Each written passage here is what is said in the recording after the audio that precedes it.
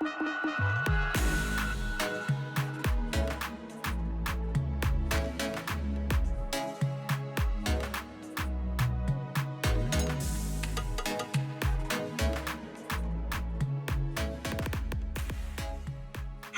everyone, and welcome back to another episode of Believe It, Achieve It. And today I have a very special guest, a lady who you may have recognized from the GAP campaign recently. She has long been such a source of joy, inspiration and motivation for me in my career. Sophia Bendz, thank you so much for joining us. Thank you so much for having me. It's my pleasure. Oh, Sophia is a partner at Cherry Ventures, and she's a mom of two, an active angel investor, and probably best known for starting the Atomico angel program when she was a partner at Atomico. A lot of people may not realize it, but this is our first face-to-face. This is our new reality. This is our first face-to-face meeting, and we haven't met in person, but honestly, I remember I saw you once at an event at Founders Factory, and I think this is when O School was pitching. It was probably a Fem Street event, yeah. And I heard you speak, and oh my goodness, straight away I was like, okay, I love this lady, and I think I've been probably Instagram stalking you ever since. Well, that is mutual. I love following you on all of your adventures and the things you've been up to. And you are such a role model and front runner and leader. So thank you for bringing the inspiration. Oh, Sophia, thank you. But you set the bar so high for a lot of female founders and investors who aspire to do what you do, to find the courage, I guess, to really lead the way. And I guess, this is the theme for this podcast. It's powerful female voices. And definitely one thing that I feel we're 100% aligned on is wanting to make the world a better place, wanting more equity for female founders, wanting to see more capital to go into female founders, and just so many structures that need changing. And I think last week, it just made me realize I got this comment from a Twitter post I put out, and a guy, of course it was a guy, he goes, how do LPs know that they're going to get any returns on their investment if there's going to be investments in underrepresented founders and female founders? What do you think it's going to take for investors to stop thinking about women and products made by women as impact or charity? I think actually, first of all, excuse me, but I think it's a very uneducated question for that person to ask. Yeah. Because if he would look at the stats, female-led companies many times offer even better return rates than not. So I think that's something we should not focus too much on. But I do think it's super important for us to highlight the success stories that we have. So as soon as we have strong female leaders that are making a mark, I think we should do exactly what you are doing. We should give them the mic, we should give them the platform, the space.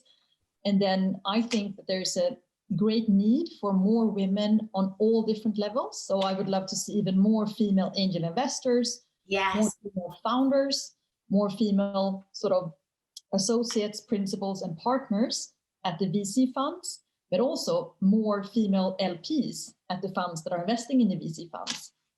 Yeah, actually just on LPs, do you see any female LPs? That is actually something I've never really thought about. What does that landscape look like? Yeah, I'm super proud to say that one of the LPs that are based here in Sweden that invested in Atomico, my former fund, they are a female-led fund. So they had both a chairwoman and a CEO that were female, and that kind of pushed the agenda fairly aggressively, I would say. So, that is what I like because they're the ones that can make change happen even faster. So I think it requires efforts from all of us on different levels. Yes. But of course, the one in the top have an even stronger, ability to create change. Absolutely. And on that spirit of change, I would say having a voice comes with a lot of responsibility. When did you first realize that you weren't just investing, but you were actually part of this wider movement? Oh, that question, it makes me kind of move because one part of me feels like I don't really have that view of myself. Because you're so humble, so this is what I love. I love that. I love that. But you have so much power and so much influence. I mean, I think what I realized and noticed though is that you can sense when there is some sort of movement and interest and energy flowing your way. And I worked 8 years with Spotify, and before we launched, we had this beta test. And normally you do it to sense check if you have a good sort of product market fit. And immediately you could tell that this is a product that people want.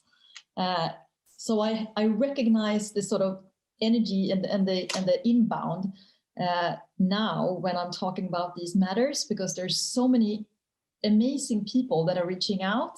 I mean, one way is over Twitter. I mean, I gotten to know so many good people over Twitter that I kind of admire from afar that are reaching out because we share interest or they want to share deal flow, etc. So I do feel that sense of interest and that there is relevancy to what we're talking about, and that we are part of a bigger movement. And I love that we are now much better at sort of organizing ourselves to create change in a way that we weren't before. Yes. But has it ever felt hard? Have you ever thought, perhaps I might go back down the operator route, back to Spotify, something in that line? I mean, what's your sentiment been over the years? Yeah, no, it's a good question. I have many times felt like, maybe I have more sort of operator energy in me because I love building brands. But then again, I think that I have been so kind of excited and it's been so rewarding to work as an investor. And I think it's much to do with the relationships that I built with the founders. So I have never thought of like quitting, but of course I have, as probably most people, days where you feel super vulnerable and weak and almost out of air. And some days where I feel super strong and that I just want to, go out and grab life by the balls. But I think as every human being, you have both ends. Absolutely. And again, just thinking about all the work you've done and you've put it out there, you've spoken on podcasts, and I guess you are aware that people are looking to you. Do you ever think that perhaps they're looking for this blueprint for success? I think we all look for like ways to become more educated and smarter and informed. And of course, I mean, what I do when I listen to people that I look up to is, of course, that I look for what is this person's secret keys or tricks. And I do think that we all have different ones, that we have different approaches. But I guess if you look at what I have been talking about, I keep coming back to kind of being your true self and being authentic. And I think if people, would be inspired by that and be more of themselves, I think we would have a better world. So, if I can inspire people to be more authentic, I think that's a good thing. Absolutely. And what is your mantra? How do you get into your Beyonce mode? I can save the world. Oh, I love it. I certainly at times need that. I don't know my mantra. Maybe it's just like nothing is impossible. I think that when we were in the early stages of Spotify, we were told so many times by so many people that what you're trying to do is not doable. You should not try and go down this path. And so you had a couple of no's on the investment side? Ooh, many no's. And many people told us we were never going to get the licensing deadline. And we had many people questioning what we were doing. And I think, us proving them wrong gave me a sort of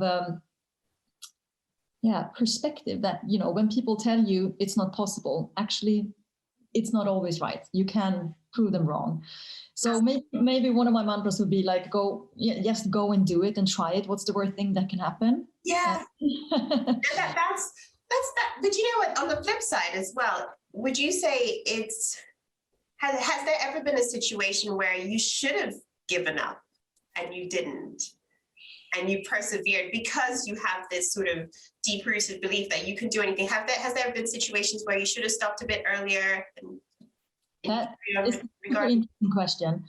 I think sometimes you need to reflect upon what qualities are good in what situations. So for me, I have some qualities, almost like a warrior type of mode, that is super helpful when I'm in work situations. Mm-hmm. Because then it's good to be relentless, then it's good not to take no for an answer, then it's good to have consistency and grit. But, in other situations, it might not be the best thing to never give up. Like at one With the point, kids? With my kids, I have to know when it's time to back down. or relationships that are not healthy for you. That's Like, such a good point. I guess maybe that brings us neatly on to, how would your friends describe you? Oh, that I think we need to ask them. But I did. I had a dinner not too many weeks ago for a few of my friends, and one gave a speech. And what she mentioned then that made me super happy was that, I love how you bring us on board on your journey, because there's so much happening in your life, but you're generous in sharing all the different things that happens.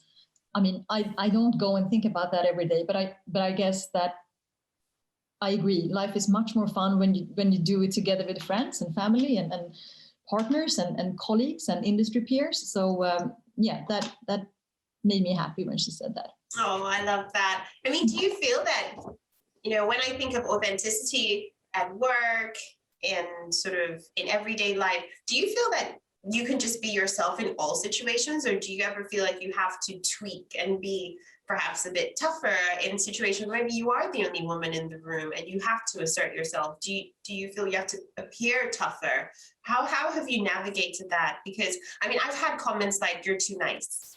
And I just feel like I actually never want to be the mean person in the room. I never want to be the one where you walk into the room and you're scared to talk to me or worried that I'm going to judge. So I never want to change that. But that is some criticism that I've faced in the past. And I mean, I don't know if they meant it in a mean way, but it made me think, oh, am I too nice? You know what? I think that has to do with the perception that we have of how an investor is supposed to behave. And I'm passionate about bridging the view of how an investor should behave. I think an investor could look like you and I and be nice and kind. And I also try and behave in a way that if I was the founder and I was pitching, how would I like to have been met by the investor? I do believe that the time where investors were kind of dressed up in suit and had this intimidating way of being, I think that's over. I feel like it's a bit outdated to play that card. I think my approach have been to, yes, be sort of behaving to, towards people in the same way as I want them to behave towards me.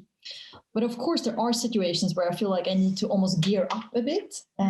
Maybe it is, if it's a presentation or if it's a board meeting or if it's a stage that I'm going to fill, then I feel like I need to almost do that Beyonce mantra. Yes. Put on my lipstick and yes. feel like, getting you into. have like a power color, like an outfit, a color code that you sort of need that makes you feel like, okay, I can do this. No, I don't. Maybe I should. But I do think it's important to have clothes and sort of, get yourself ready in a way that you feel sort of comfortable and strong at the same time. Yeah, I mean, I guess something that the viewers may or may not know is you're into fashion, which is something I love. When I saw you in Scandinavia, I was like, that's my girl. Oh, I loved you are so photogenic, first of all, but I just loved how that power just came through in those photographs.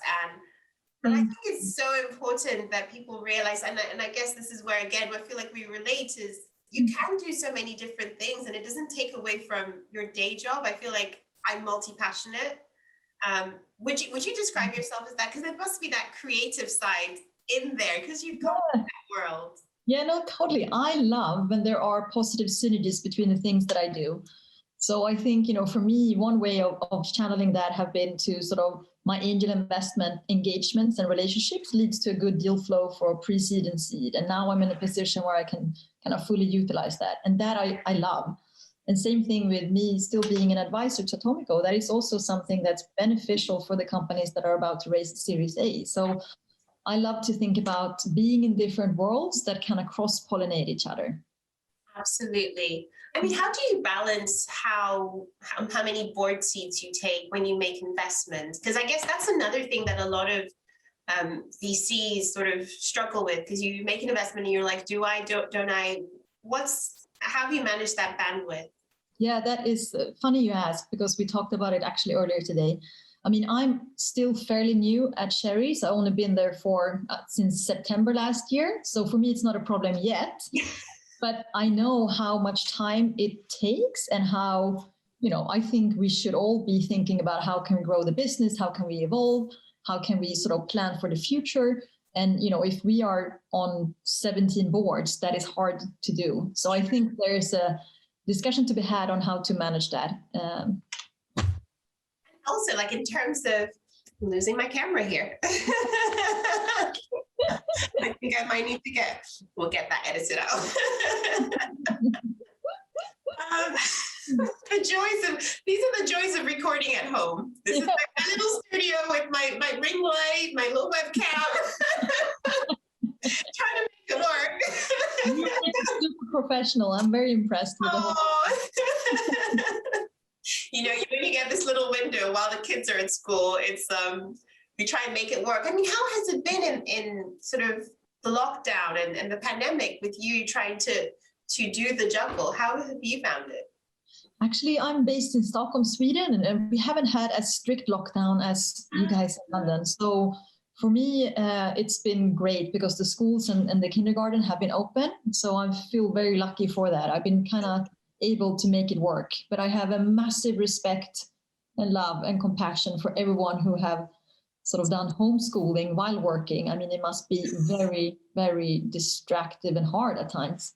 It's been unbelievable. I mean, there have been times where I just think my head can't do it anymore because, first of all, it's a brand new curriculum for us where we're not teachers. And I think it's really stretched a lot of women. I think, even the founders, I've seen so many female founders, obviously they've got this they're trying to build a business.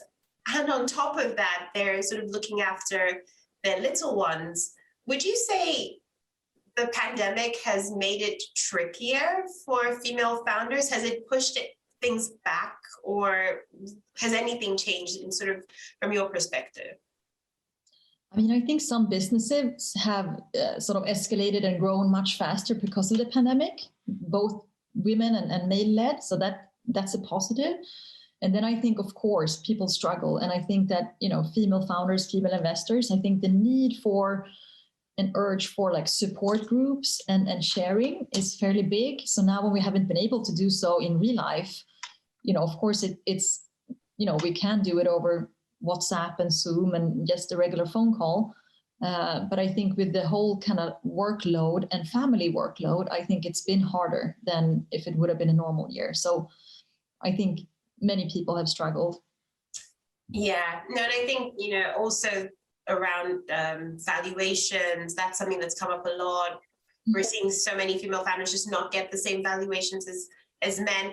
How do you suggest, as a female VC and for other female VCs out there, how do we bring the case forward and sort of be the ambassador in the room? And do you think it's up to us, or do you think we just need to work on getting the men on board as well? Who needs to work at this? Because it feels like there's definitely a shift of minds that needs to happen. Yes. Whose responsibility is it? I think it's all of us, actually. I think we should not exclude the men. And sometimes when the question is asked if, what do we need to do in order to get more female founders on board? And they ask it to me as a female VC. Yes, exactly. I'm like, why are you not asking the men? They're holding majority of the positions, meaning they're making majority of the decisions. I'm not the one who have excluded women the last couple of 10 years. So I think it's kind of typical. And same with femtech companies. I've heard many male investors saying like, oh, I don't feel comfortable looking at this because I don't have a hormone cycle. And then I'm like, yeah, but you can still look into machine parks and IoT and drones and complicated technologies and learn how that worked. But a hormone cycle, that's too complex or what? So I feel like we still have work to do. I think that it's important to include the men. I think we need to, it's not only you and I as VCs. I think it's the whole industry. And I think it's all of us. And I think it's about sort of advocating, talking about it, doing seminars, writing books, blog posts, support each other, and also maybe bring up some of the taboos, like bring up some of the stuff that we have seen that's not fair. Yes. And I think to your point on, female leaders being judged differently, the biases that we know exist, and also like cases where we've seen, female founders giving up too much of their companies too early. It's not easy for them to change that if they don't hear about some of the worst case stories. Yes. Yes. But at the same time, I'm also cautious. Like, I don't want to go out and, tell stories that are kind of scary in a way. But I think there's a level of, information sharing that would be beneficial. That's such a good point. And I had that conversation the other day with a founder who had been given pretty bad term sheet. And I just think, but they've done that to a guy and taking so much of her ownership at quite an early stage, which actually makes it detrimental in the future. And I just think if no one was around to warn her, would she have taken it anyway? I don't know. And you're right, we need to, and I think this is why I really think there needs to be great groups like sort of Fem Street that have that sort of sisterhood. I think sisterhood is so important. You talk about this. Would you say in Sweden, it's quite an open society? What would you say in terms of information sharing in the founder world? What's it like? You know what? I mean, I have a great group of people here that I share lessons and learnings and, life challenges and life, excitement together with. But when I moved back, I lived in New York for 5 years with Spotify. When I moved back, I was wondering about what's it going to be now when I come back? What's the sort of ecosystem, if you like? Because when I joined Spotify, there were no such a thing as an ecosystem, and there were no talk about diversity, and there were no kind of platforms or co-working spaces or meetups. Now the ecosystem is thriving, and a lot of things is happening. But I do think that there are more kind of clubs and communities happening in London and in the UK that I have been sort of, tapping into and been inspired by. And I think Sweden can do better, actually. Amazing. So we're going to extend some of the knowledge from the London ecosystem. Yeah. I want to know, is there, what's one thing people may not know about you? And it could be anything. It could be maybe that my dream was to become an artist and a gardener. No way! Seriously? Do you garden? I love it. I'm a big garden nerd. Oh, do you know what? This is my dream to have a beautiful garden. I mean, we used to live in an apartment probably just before we had Adam, and we moved just before having Ivy, and thinking that, we're going to have a garden, I'm going to look after it. I have not touched that garden. No, but that's because you're a mom of 3 and you have a very intense job. You've got 2 and you're very busy. I think you need to send me some gardening tips. Yeah, I'll be happy to. Yeah, for me, it's kind of meditative. So I think it's some sort of self-love activity I do in the weekends. But do you find that really calming? I do, yeah. A lot. I mean, very much so. It's like a little routine almost. But I'm not like seeking perfection in the garden. It's just me loving being there. And then, every now and then I put down a new plant or I trim something down. But it's not the perfect kind of typical English garden. It's more me enjoying it. It's your happy place. Yeah, it's my happy place. I think everyone needs a little corner where you could just sort of clear your mind. Funny for me, it's in my car. I love driving. I could drive for hours, and for me, just you know what, I totally relate to it, because I always listen to music in the car. So many times I'm like, I just want to listen to this song. Yes, yeah, literally. It's like I love blasting my music and just dancing and singing in the car, and I love driving into the countryside. For me, that is heaven. Just looking at the greenery. I could do that all weekend, just drive in circles. I'll come and join you. I can Please do. Road trip. Sophia, do you have a mentor? I do have a mentor. It's someone that I used to work with on the board, and she is in her 60s, so she has lived an intense life. I would also kind of call her nowadays like one of my best friends, but she's definitely someone that I call, to get advice, and she is very good at sort of sharing lessons from her life. So I appreciate her a lot. And then I have a professional coach as well. And I find that extremely exciting and rewarding and interesting. At what point did you get a coach? Because I only started working with mine last year, and I think I wish I had found her much earlier on in my career. Yeah, that is true. I mean, I have done therapy before, but that wasn't so similar to this.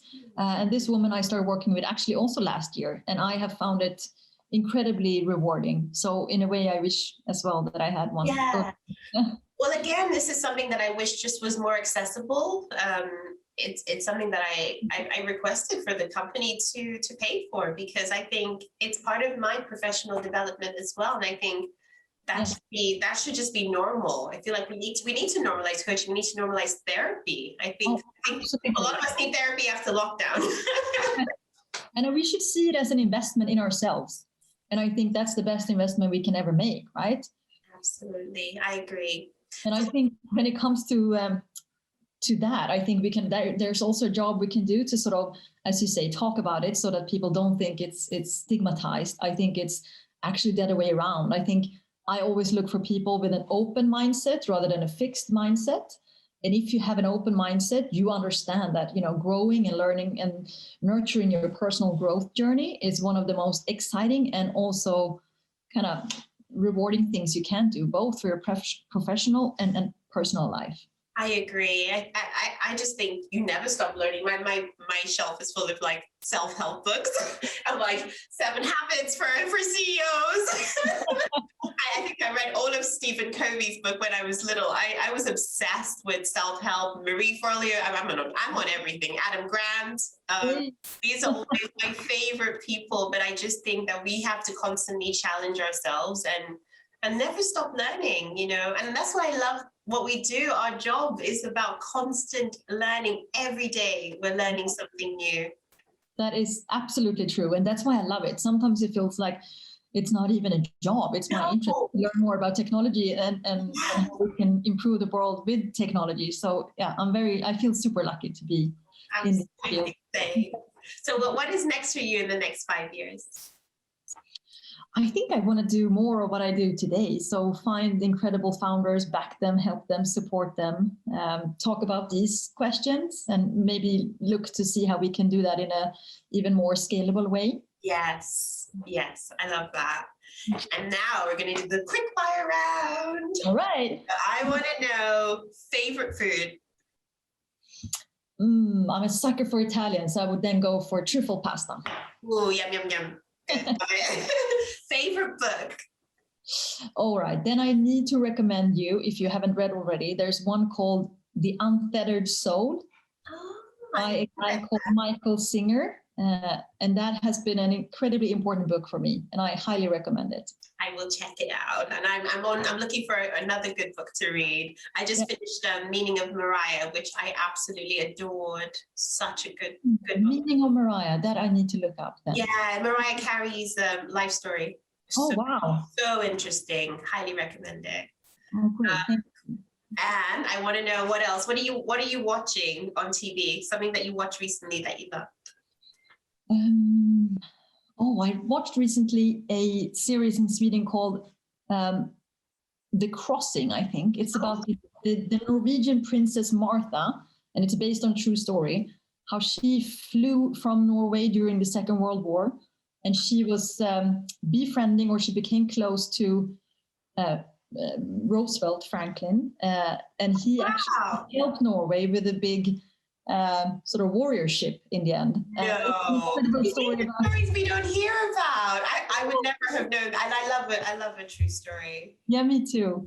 And I was kind of almost ashamed because Sweden at the time had this neutral politic, but in the end we weren't so neutral. We were just cowards, so we didn't support them as I thought we should have. Oh, I am going to dig it out. Sophia, any last words for people looking to get into venture capital, women looking to get into venture capital, the female founders who perhaps haven't had the best time? What words would you say to inspire them?